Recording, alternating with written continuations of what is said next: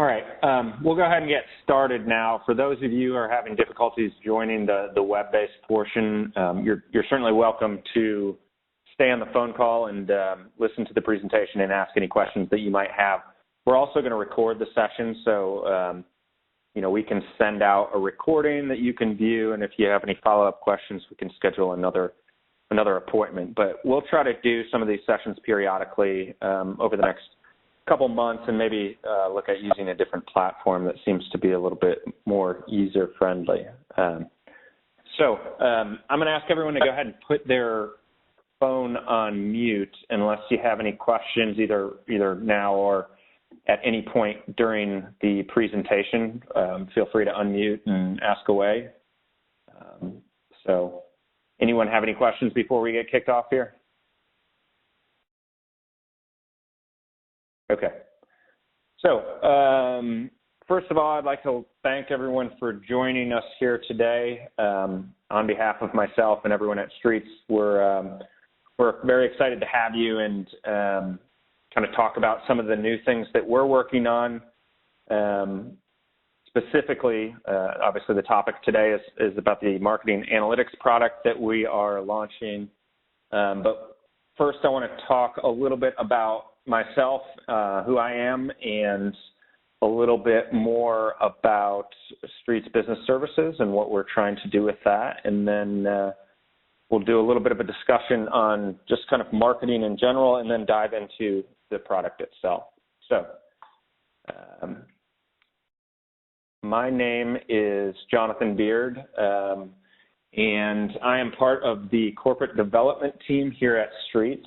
The corporate development group is tasked with finding new ways to bring value to our customers and hopefully ultimately help you guys make a little bit more money. A little bit about my educational background is I went to school at the University of Georgia and Georgia State University, obtaining degrees in statistics, finance, and accounting.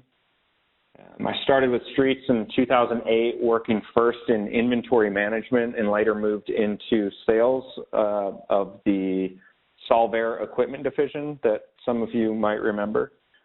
In late 2011, when Solvair was winding down, I joined Deloitte as a consultant for their risk analytics group, where I was tasked with developing analytics programs for several Fortune 500 companies like Chevron, Freeport, WestRock, and Carter's.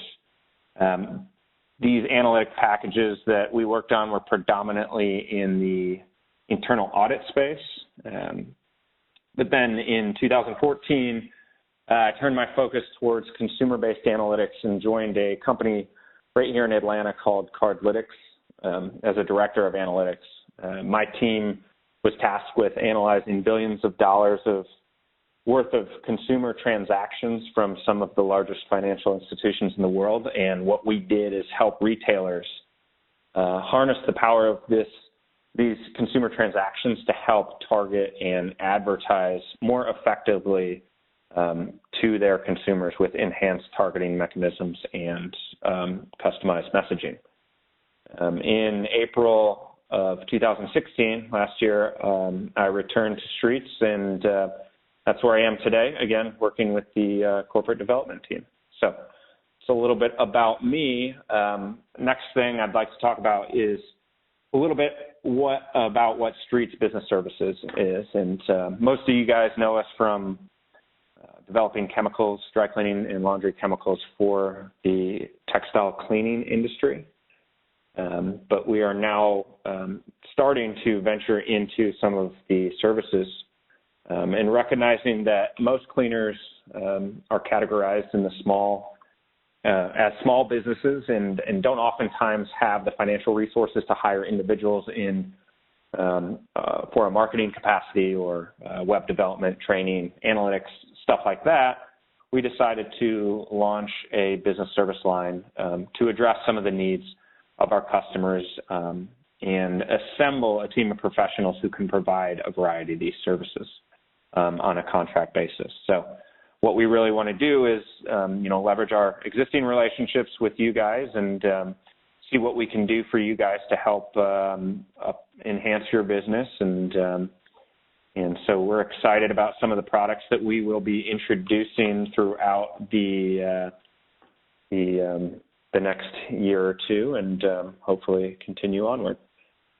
A couple sort of milestones for the business services group. In 2016, we entered into a partnership with a company called Startup, which provides branded mobile applications and customized websites for the dry cleaning and laundry industry.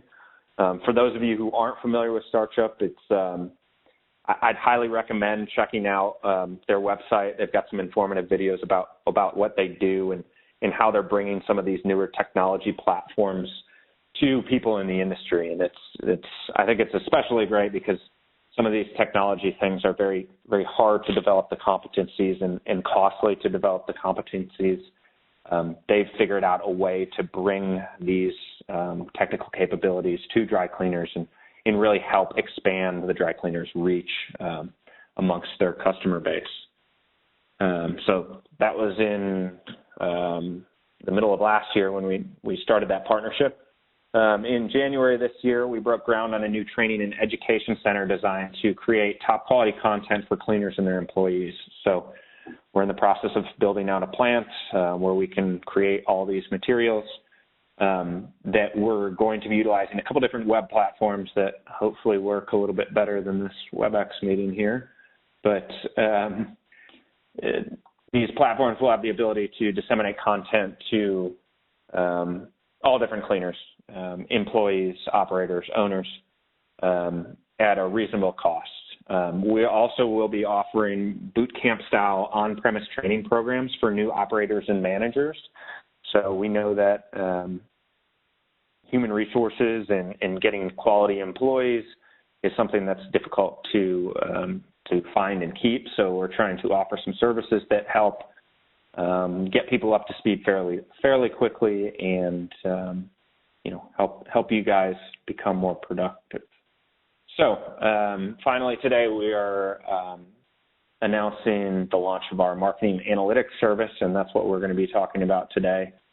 And we're really excited about this product. It's still kind of in the beta phase, and so what we're trying to do is really show the capabilities of it, understand that it's not in its fully cooked form at this point, but what over the coming months we will hopefully build out some more functionality that will help deliver additional value to you guys. So thanks again for coming and learning about what we have to offer. So I'd like to start by talking a little bit about marketing in general, and we're going to start off with a very basic question. What is marketing? So defined by the American Marketing Association, marketing is an activity, set of institutions, and processes for creating, communicating, delivering, and exchanging offerings that have value for customers, clients, partners, and society at large. So what exactly does this mean? So I'd like to unpack that definition a little bit. When we talk about a set of institutions, we're talking about what customer experience are you creating? What is your customer seeing when they visit your physical locations or interact with your services? How are you presenting your brand, whether it's how your employees communicate with them, internal signage, external signage? What does your packaging look like? So these are really the set of institutions that carry the message of your brand. And second, we're going to talk about, the communication processes. How are you communicating your value proposition to your customers? So that's targeting, messaging, and the delivery medium. So what customers are you targeting for your particular advertisements? How are you delivering this advertising to them? And which mediums have you chosen to deliver these messages? And we'll talk about the different kinds and effectiveness and stuff like that. So in order to do effective marketing, we believe first we need to understand what's important to our customers. So I wanted to show you guys some results from a survey that we conducted in late last year of dry cleaning customers. And this is the question that was asked is, what do you look for when you choose your dry cleaner? What's most important to you in choosing a dry cleaner? So if we start from the lower spectrum,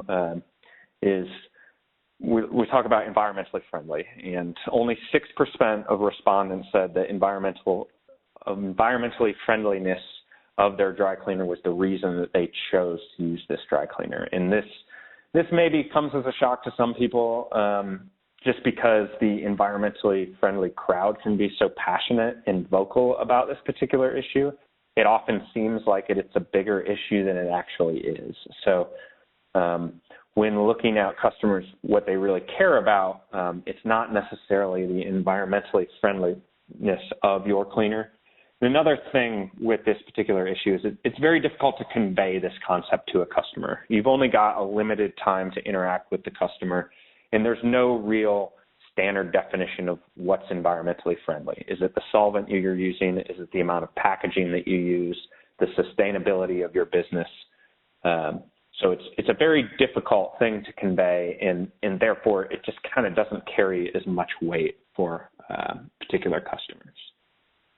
The next line we've got here is price, which I think is very important for everyone to know is that price is not necessarily or is not as important as people might think it is. And that's good for people who are looking to get more revenue, and an easy way to do that is to raise pricing a little bit. And what we've found to be the case is that customers actually value pricing transparency more than they do the actual low price. So understanding what they're being charged, why they're being charged, and the simplicity of how that's conveyed to them is oftentimes more important than the raw price in itself. Next, we look at quality. Hey, I'm sorry, Jonathan. Can you tell us, that who don't have the screen, can you tell us what percentage that was? Oh, yeah, sure. Environmentally friendliness was 6%. Pricing was 15%. And then we have one that we didn't talk about is a 1% responded with other, just a bunch of different answers. So with quality, it's 33% of individuals consider that to be one of the most important factors when making the decision for a dry cleaner. So this one was a bit surprising to me, just because it seems like most customers don't understand what good quality is, which it's nice to see that they value this. And I think it's very important when it comes to word of mouth marketing. It's something that people talk about is, did they get their garments back clean? Was there an issue with it? So this is something that people like to talk about a lot. So when it comes to word of mouth marketing, very important. And it doesn't necessarily have to be there. I guess there's two different kinds of quality there are. There's perceived quality in terms of packaging and presentation, and then we also have processing quality. Are you using the proper chemicals, the proper procedures and techniques? So quality, an important one. And lastly, we get to the most important, which is convenience and location. And that's 48% of customers chose this as the reason why they're going with a particular dry cleaner. So when we talk about convenience and location, location is a little bit easier to understand. Convenience is, are we offering, what types of services are we offering? Do you have same-day pickup? And that's not the same-day pickup where you've got the sign on there, but you really try to push someone into another day. But, are you open later hours? Are you open on weekends to accommodate people who might not be able to get to your cleaner on work? Do you offer pickup and delivery services? And then back to the location standpoint, are you located conveniently for them? Whether it's their home or their office or their home, are you somewhere that's close by to what they are? So understanding what's important to your customer is really how you go to craft your message and deliver your message to your customer. So it's going to be very important when we talk about the customization of messaging, so not addressing all customers in the same way. So let's talk a little bit about the different mediums that we contact our customers with. First being direct mail. So Direct mail is kind of an antiquated medium, but it's also still an effective medium. The nice thing about direct mail is you don't necessarily have to have a lot of information about the customer, or I should say direct information about the customer to really understand who they are. All you need is an address, and a lot of times based on that address, you can imply certain things about that customer. Are they likely to have a family? What kind of disposable income will they have? And you don't need a phone number or an email address to contact them with direct mail. The downside to direct mail is it can be expensive, but the nice thing is, response rates on this particular medium are a little bit higher than what you'll see in traditional digital media type outlets. Next one I want to talk about is social media, and this seems to be a little bit of a hotbed right now. Everyone likes to talk about it, but it's not necessarily the most effective medium for our type of business. Unless you have a highly engaged or passionate following, it's not something that people really choose to share and talk about. So it's you don't have a lot of effectiveness from it, with the exception of some of the paid advertisements that you can do from Facebook based on their localized targeting. You can see some impacts from it, but just by posting up a Facebook page or having a Twitter account and sending out messages, that's not really the most important way to reach out to your customers.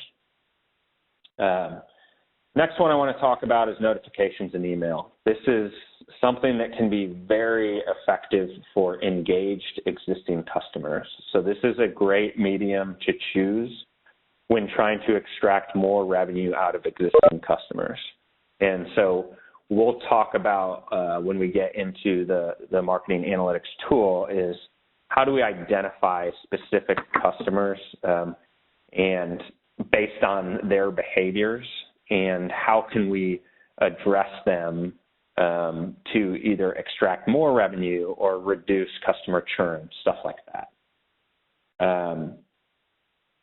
Notifications and email, if you're just buying lists and stuff like that and going with the spray and pray approach, you've got very low response rates, and it can be one of the most ineffective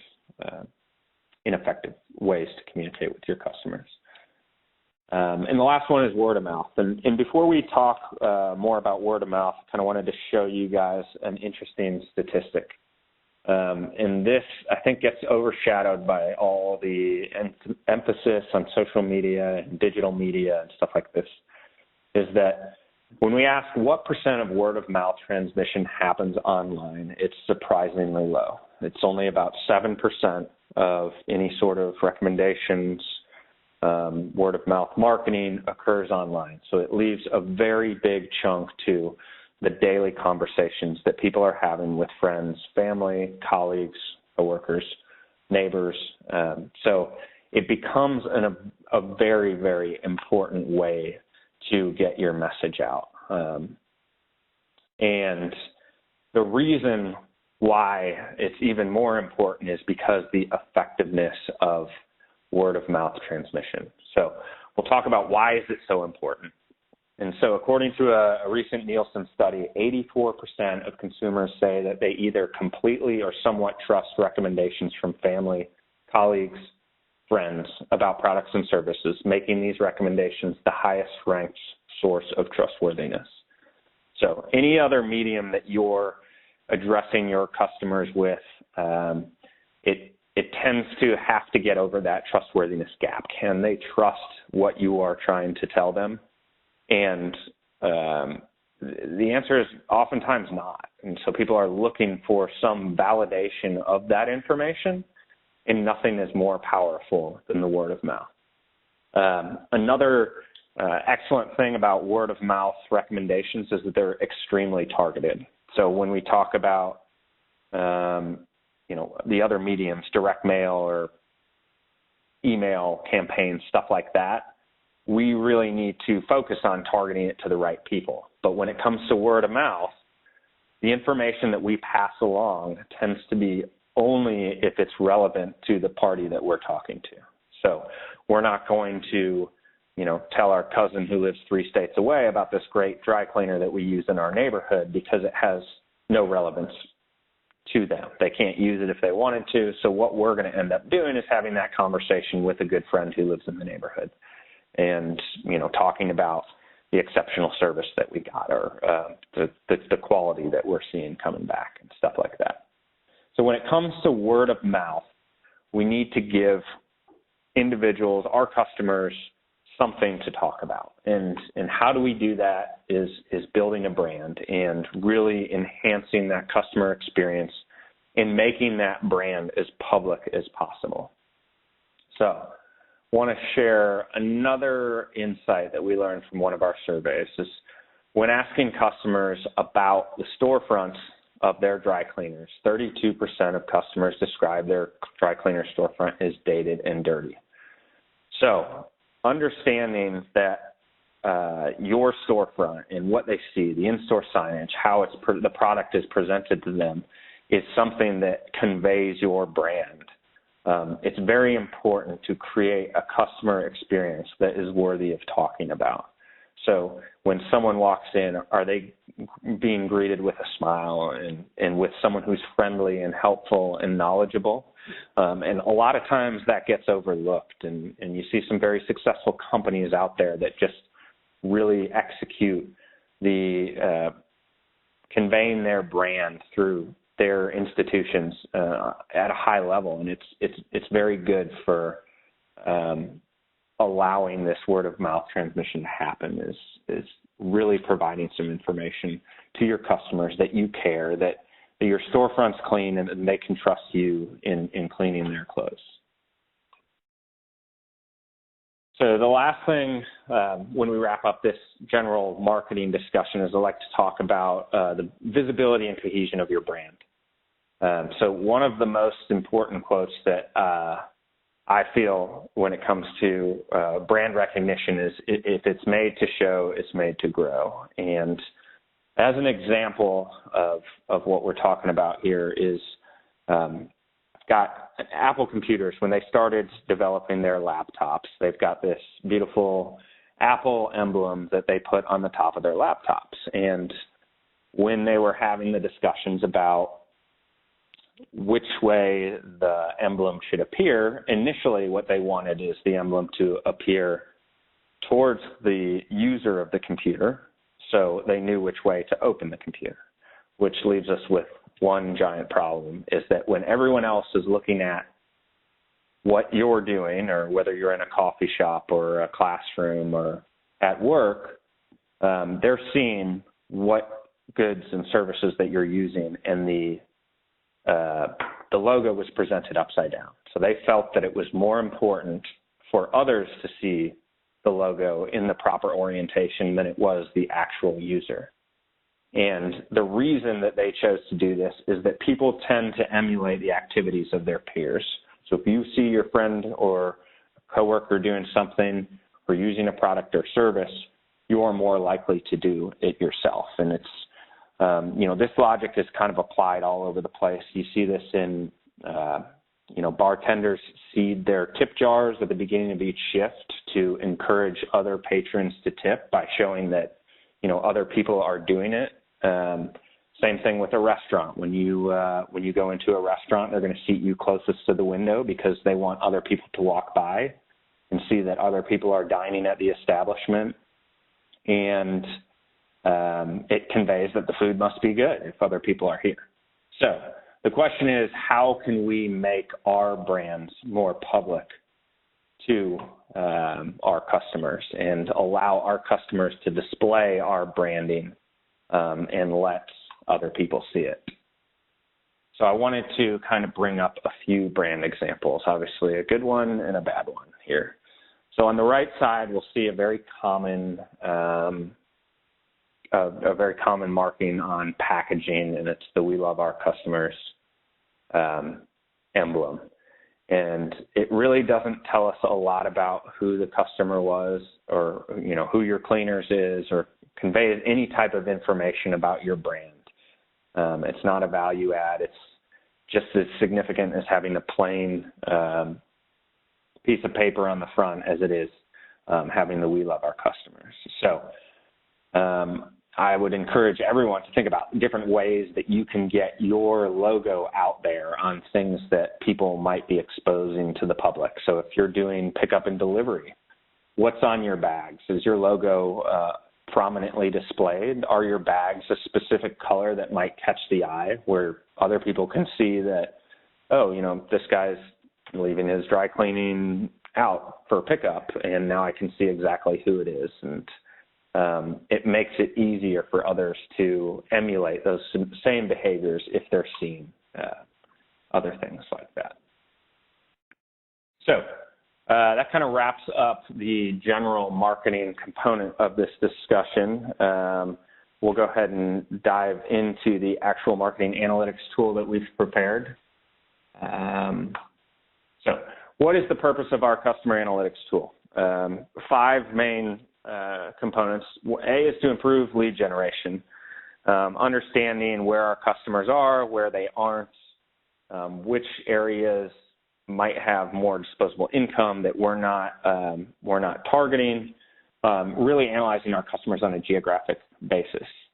How can we better match people to deals? So this is understanding our customers at a individual level, maybe not marketing individually to each customer, but at least breaking them down into groups based on their behaviors and delivering a message that resonates with them instead of a generic message. And most importantly is maximizing lifetime customer value. And the way we do this is through churn reduction. So identifying customers that are exhibiting behaviors that might indicate that they're thinking about leaving our service, or also identifying customers that might be using a limited scope of our services. So how can we identify customers that we can cross-sell or upsell to? And this is very important when it comes to really maximizing the revenue that you get out of your existing customer base. So how are we targeting these customers? Where are your customers coming from? So understanding how far they're away from your plant, how far they're located away from where you might have a drop store or a drop box. Understanding if they're coming from their home when they're dropping off their clothes, or if it's more important that it's close by their office. And then where do you have strong saturation and where do you have weak saturation? Where are there potential opportunities to open a new route? Or have you noticed a concentration of customers that are leaving you in a particular area that might signal there's a new entrant in the market? And how can you identify those things early, address them so you make sure you keep your customer base? And so this goes back to customizing our message. What do we want to tell our customers? Do we want to treat all our customers in the same way, or do we want to understand that this is a family of 4 versus a bachelor? And what services are important to them? What value propositions are really important to these particular customers? So if you've got a family of 4, 2 children, wife doesn't have time to do the laundry with everything that's going on. Is this an opportunity to offer your wash and fold services? Or you've got some business folks that they're more interested in the convenience of having pickup and delivery maybe at their office, or they're working later hours and they like that you're open early in the morning or late at night for pickup and delivery. So the questions we're aiming to answer with this analytics tool is, where are my customers? Who are my customers? How are they behaving? Where should we look for potential new customers? And how can I extract more revenue out of existing customers? So in order to do this, what we're doing is essentially we're going to take your point of sale data. We need 3 basic pieces of information, or 3 types of information, I should say. We need some customer information, which talks about, the name, address, birth date, gender, phone number, of customers. We need order details, drop off, pick up date, which location they came to, so we can start to categorize their behaviors. Do they leave their garments long, come back, are they quick turn customers? It helps us identify particular behaviors that helps cluster these customers. And then finally, item details. So specifically, what items are they bringing in? So do we have what we call whole wardrobe clients, which are, bringing everything from the wash and fold to households, all the way up through, dresses, gowns, suits, stuff like that? Or is it a customer that's specifically bringing one type of item, and we can market towards them to really get them into or expose them to other service lines that we offer? At the end of the day, whatever data we can get our hands on, we can better customize these analytics to your business. So we've got sort of a standard package set up, but when you look at what we've got, I don't want you to think that this is the only thing we have. So what we want to do is really work with you and the data that you provided to help develop some more advanced analytics that will be specific to your business as opposed to just a generic package. When it comes to what period of data do we need, the longer we can look back on the data, the better we can identify trends and correlations in your customers' data. So again, at the end of the day, the more data, the better. So what we'll go ahead and do is pop into a demonstration of the beta that we've built, and then kind of open it up for any questions that you guys might have. Before I pop into the demo, does anyone have any questions right now?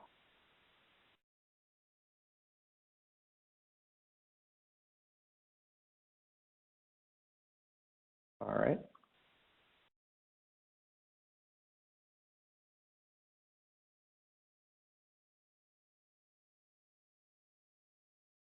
So here's the basic dashboard that we've created around some sample data. And this was generated based on some random data. We didn't want to expose any customer data to a large group. So you might see an element of randomness to this, and it doesn't look like we have geographic concentrations of that you would expect to see of your customer base around a drop store or your plant or different drop points that you might have. But just kind of to walk you through what's on our dashboard here, the most important component we've got here is we've mapped out all your customers. So we've taken the address information that you've provided, assign it geographical coordinates so that we can plot it out here. This really gives you an idea of where your customers are coming from, and it can help point out some maybe unusual findings. Are your customers concentrated on a particular direction from your plant? Meaning, is it more difficult to get to your store from the south side of the road versus the north side of the road? And really understanding if you have high-value customers that are clustering in a particular area, or if you have a particular neighborhood that might be underserviced but is yielding a lot of high-value customers, it allows us to identify that. So what we've got here is each customer is notated by their customer type, and you can see a little bit of information about the customer if you hover over. Again, we can add anything in here. We can look at some of the metrics that we look at are distance from plant. We look at what your order frequency is, average order. So we can add all that type of information, and we can start slicing and dicing your information based on all these different parameters. But here's some of just the essential ones that we've included. We've got here a sales by year and month. This is only based on a sample of customers again, and it's only through January data, so you can't really see the 2017 line. But it kind of shows the trends that you might see in your business. If you expect any sort of seasonality, you can also drill down on certain parts of the year to really understand how your product mix changes at different times in the year. Again, we've got an item breakdown here. So if you want to look at particular types of customers, so if we look at your customers that, let's say lapsed customers that haven't come back to your organization or your business in a while, we can look at if there's a particular product mix that tends to indicate that someone might churn. Because one thing we do know is the more services that a customer uses from you, the less likely they are to churn from your business. And then we've got a metric here that looks at order frequency versus average order size. Understanding, how often, so this, when we talk about order frequency, we're talking about how many days between visits. So are your customers coming back every 15 days, 30 days? And when they do, what kind of orders are they bringing? So the most high-value customers that you have are going to be in this upper left quadrant, higher average ticket and lower order frequency. And we've got some basic revenue goals. So you can see, based on your performance in 2017, how are you tracking amongst a certain set of customers. So what we've got here is a category type. And the way we've chosen to categorize behaviors right now is based on order frequency. So we define the lapsed as anyone who hasn't come back in 50% longer than their average order frequency. So if their order frequency is 30 days, that means they haven't come back in 45 days. So these types of customers, we can, select and say, okay, this is where our lapsed customers are. In this particular case, there appears to be no structure or clustering of this data, so there's no real root cause of a new competitor coming into town or anything like that. But what we can do is extract this list here and, either have someone visit them or send them a discount card and say, hey, we haven't seen you in a while. We'd really like you to come back. Here's $10 off your next order. We've got our lost customers that we define as not have coming back 2 times the amount of their average order frequency. So if it's 30 days, again, that would be they haven't come back in 60 days. So again, this is a way to identify if you might have a new competitor in town or someone expanded a route service that's encroaching on your normal territory. You can identify these types of things. And then we have also monthly and quarterly customers. So one thing, again, is you can see how much revenue contribution these types of customers have, what types of garments that they're bringing in. So maybe we can target your quarterly customers might only be bringing in garments that are for special occasions. So you might see concentrations in the dresses and suits and stuff like that, where they're not bringing in more of the casual wear.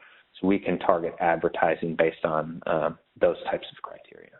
Now, one you'll see in here that is not going to be in your customer database is new customers. And what we've done is we work with a data partner that is able to provide new mover data for us, which is one of the most important times for people to choose a new dry cleaner, is when they've moved from a distance of over a certain mileage from where they used to live. So we've augmented this data set with new mover data that we can provide to you. So you can say, I'm looking for customers in this particular county, with this particular zip code, or a mileage radius around your store. And when you have new people move in, you can have, if you've got a route service, you can have people go out there and visit them and or send something in the mail, offer them a first order free or whatever type of marketing that you choose. Also, with your more hyper-frequent customers, you can offer some benefits around, talking about, I'm glad you enjoy our service. Please tell our friends about it, or tell your friends about it, and offering them some referral coupons. So if someone brings in a referral coupon from them, they get either some house cash or a benefit back to them.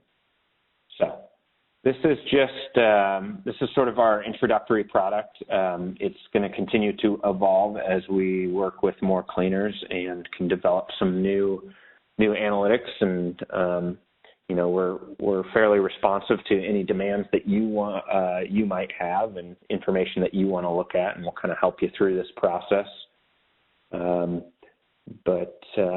Yeah, that's what we've got here. And if anyone has any questions at this time, now would be great.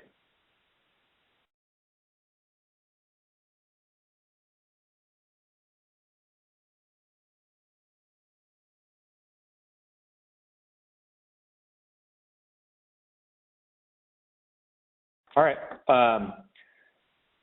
Couple things before we close out here. We are looking for some customers who use either Spot, Fabricare, or Compass Max.